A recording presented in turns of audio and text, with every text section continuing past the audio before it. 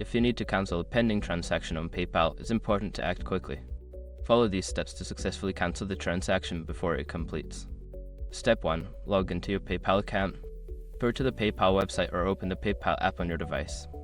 Enter your email address and password to log into your account. Step 2. Navigate to Activity. Once logged in, find the Activity tab on the main menu. Click on it to view your recent transactions, including any pending ones. Step 3. Locate the pending transaction. Scroll through your activity list to find the transaction you wish to cancel. Pending transactions are usually marked as such, making them easier to identify. Step 4. Select the transaction. Click on the pending transaction to view its details. This will open a new page with more information about the transaction. Step 5. Cancel the transaction. Look for an option that says Cancel or Cancel Payment. Click on it and follow any prompts to confirm the cancellation. Once completed, you should receive a notification regarding the cancellation. By following these steps, you can effectively cancel a pending transaction on PayPal.